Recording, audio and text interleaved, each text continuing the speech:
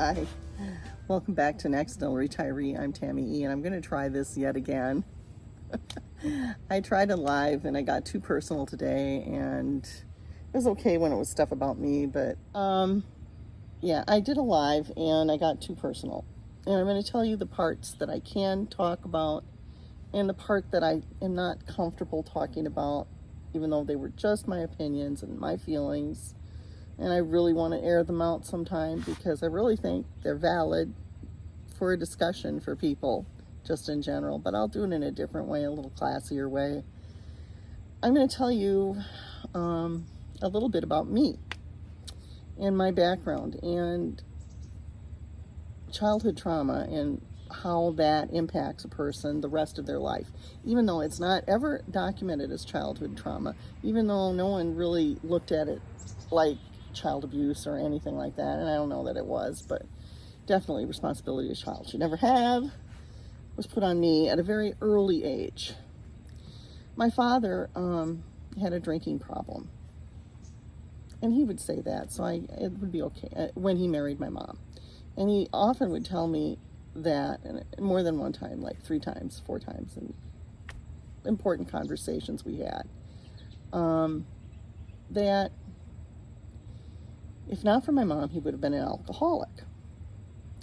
And, I think that would have been true, especially the more I learn about certain things that were elements of his life and his background. So, yeah. Well, my mom and dad moved to a smaller town, just outside of the city I grew up in. And we lived in this little house that doesn't even look the same anymore. Now it looks like Beaver Cleaver's house because somebody put an extra story on, but it was only a 1-story house, and my dad got it through a VA or vet, he was a vet, and so he got, a veteran's loan. My mother was a teacher and went back to teaching when I was 9 months old. And my grandmother was my babysitter. And when I was born, my parents lived with my grandparents. My mother had lived with my grandparents when she met my father, and in another house prior to that. My mother had a very nice career going for herself. She was educated, especially for that time. She had a master's degree, had some respect in her teaching. And then she met my dad, and my dad was a life of the party type of person. He was a jolly kind of person. He was personable, and people seemed to like him, or at least tolerate him because of my mom. And I think more and more it might have been that than anything, but I don't know. And I think I got that impression as I grew up. And that's something that made me kind of pull away from my parents and be okay with them doing something else later on. But I want to stick to my early childhood right now, because I'll tell you more about that other part later on in another video, maybe a part 2. Maybe I'll do this as a little mini series instead of what I was doing. Anyway, so my parents moved to this house in this small little town, and I would get up at 4 or 5 in the morning for them to take me to my grandmother's to babysit. And I remember the cold Wisconsin frigid mornings, and I would be half asleep, and I really wanted to just sleep. And I'd look up at the moon, and the moon was my friend, and I loved the moon. And that was the best part of that little journey, and I got to enjoy the moon. And I think that's why I like to look at the moon, and kind of celebrate the moon a little bit, because it just has a special place in my heart, and is a special thing that God created we don't know how, as my dad would say, the world. But, and that's how he, let me understand evolution. My dad was not perfect, but by any means, but there, like my husband says, even a blind squirrel will find a nut in winter. And so my father had some really good things that he taught me, and even though he had many flaws. And like I said, one of them was this drinking. When we lived in this small town, my father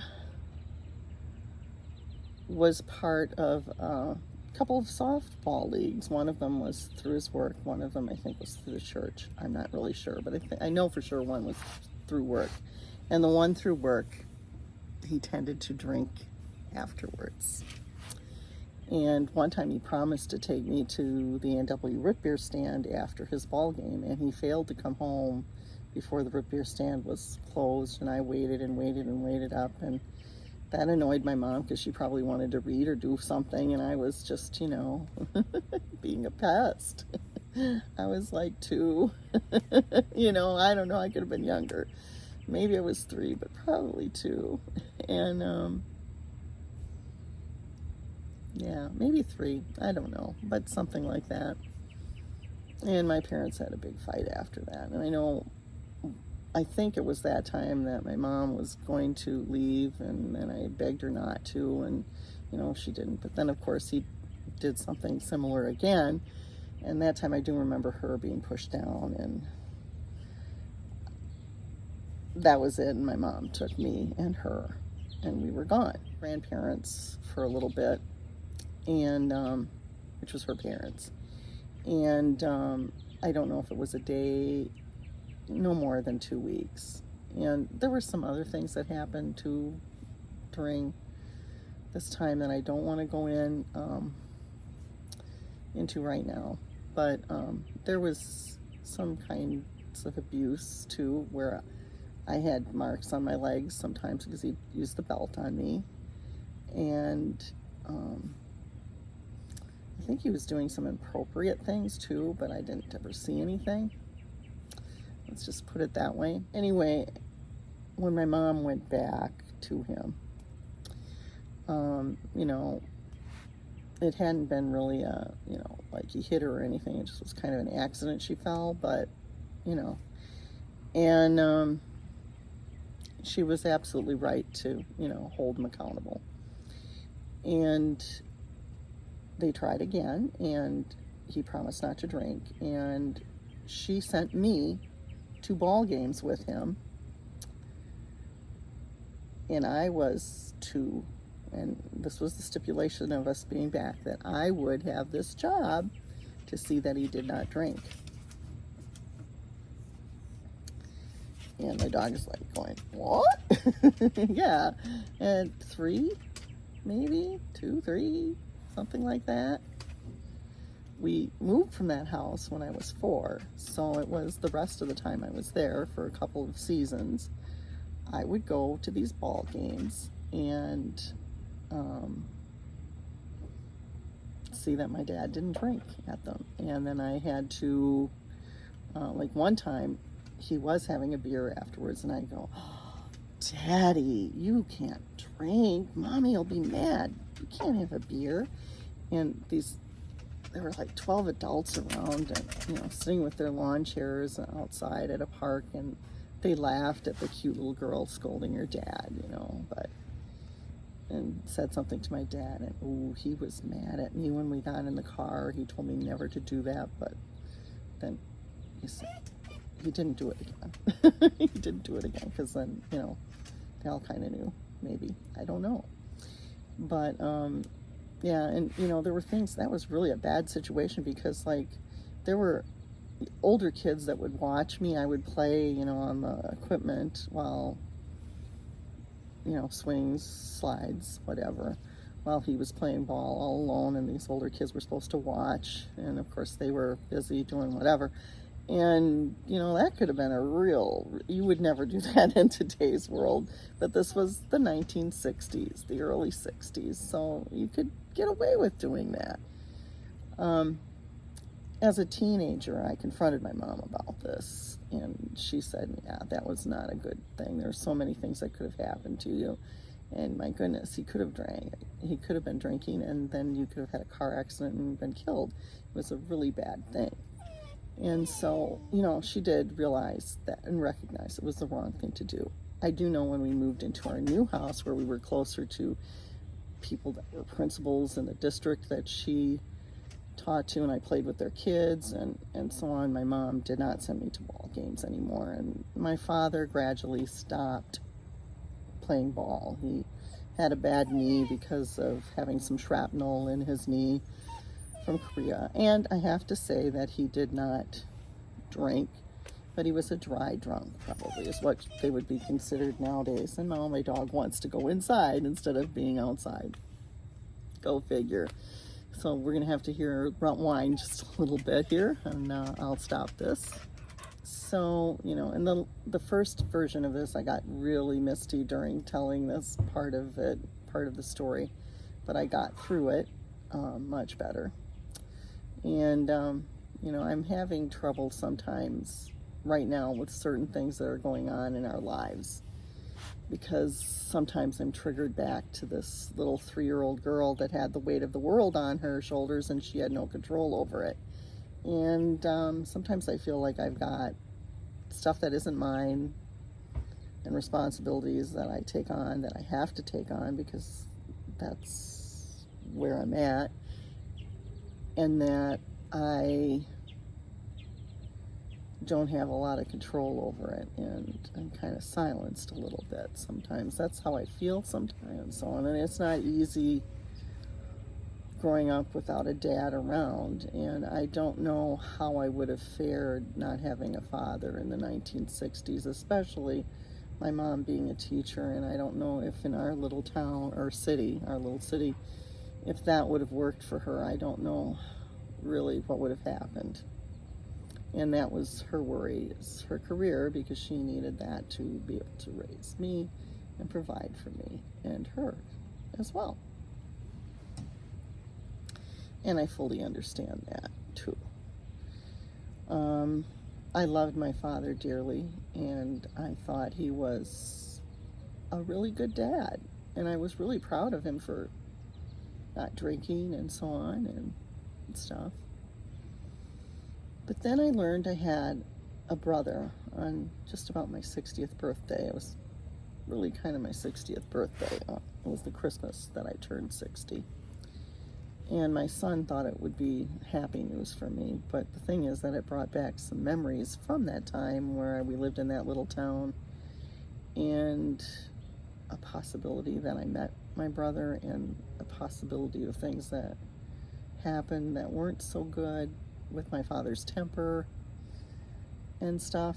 And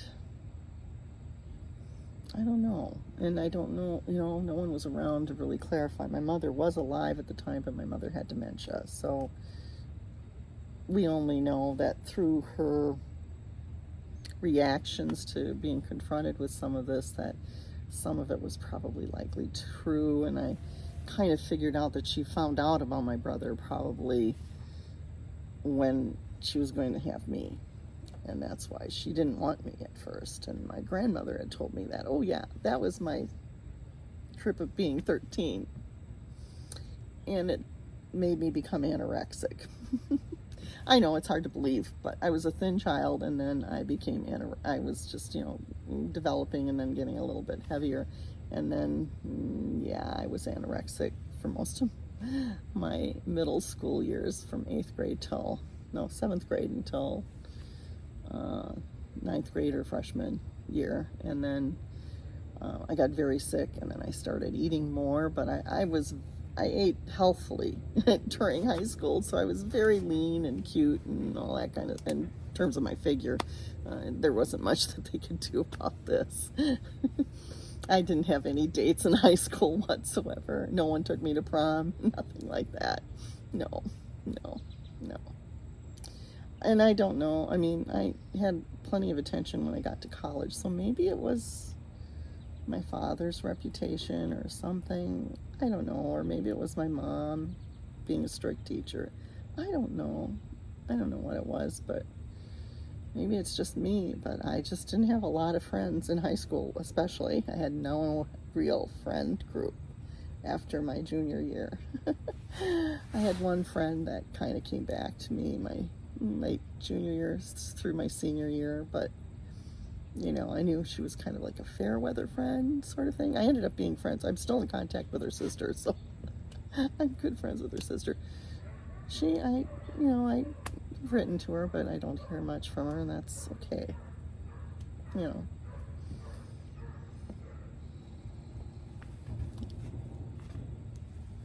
And yeah, my childhood friend dumped me when I was in 7th grade. I was getting better grades than she was, but also she was getting more attention because she was a doctor's daughter and had other kids that wanted to be friends with her, and they didn't want to be friends with me.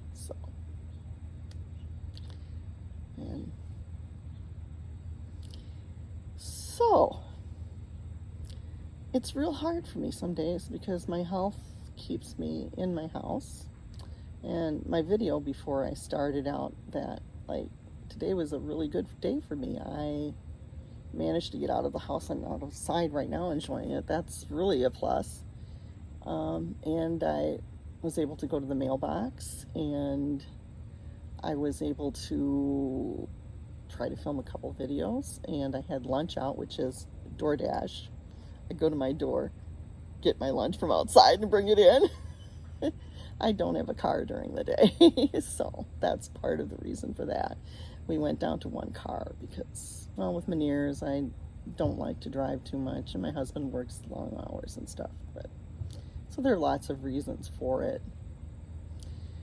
And so it's not, like I have just this responsibility of sometimes having to take care of my grandson whenever, like he's sick or something, and, which he,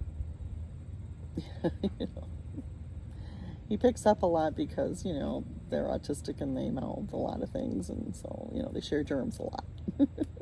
So,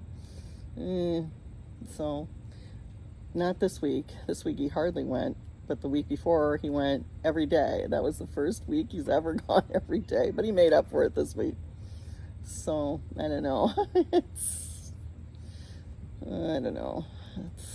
It's really tough. So I'm trying to figure out ways I can help him here when he is home. And I think I've got to focus on that a lot, because I don't know that that's going to change, really. His mom does a lot with him. So, I mean, that's good. But, I do have this education background, even though I was so-called deficient. Sorry, that's my air conditioner going on. I should stop now that the air conditioner came on. Anyway, so if I don't post videos regularly and they don't seem very new, I have enough to post something almost every week, but sometimes I just don't feel like this week I didn't feel like editing, so I did this live fiasco, and so I ended up having to do this video. So what did I gain? Nothing. And now I've got to edit this and worry about what happened to that video. I think I deleted it. I thought I saved it first, but I saved something else, so just hope it doesn't come up because I don't want that one viewed.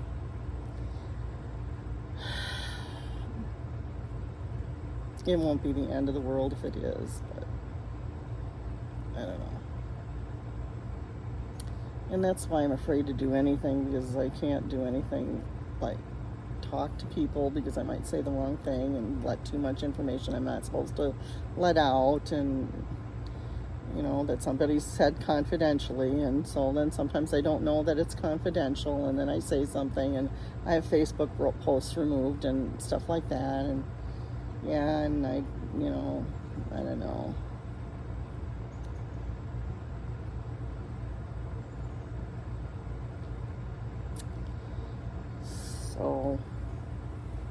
And sometimes I feel like it's ageism. I mean, it's not like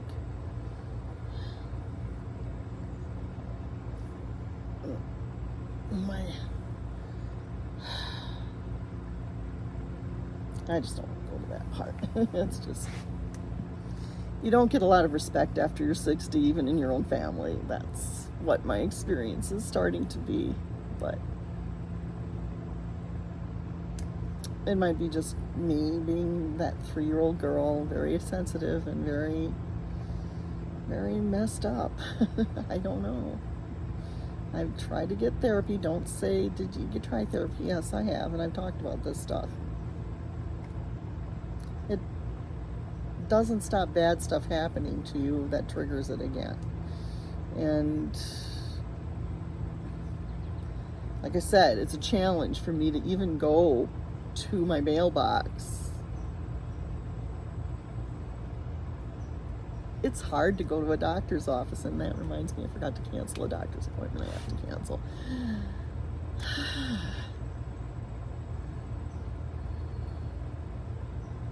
I don't know. It's a mess.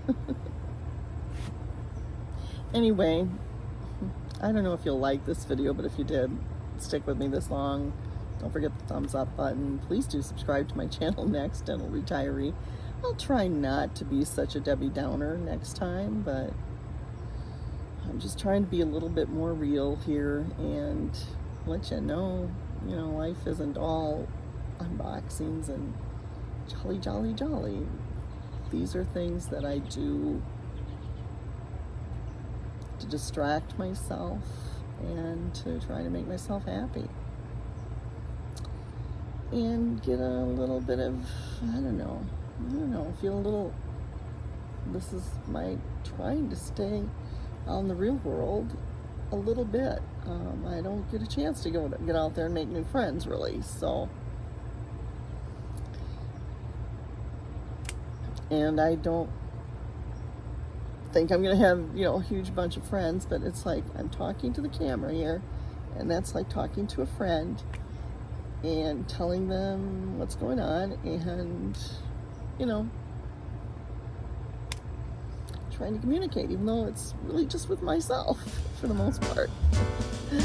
Anyway, bye for now, and God bless. See you soon.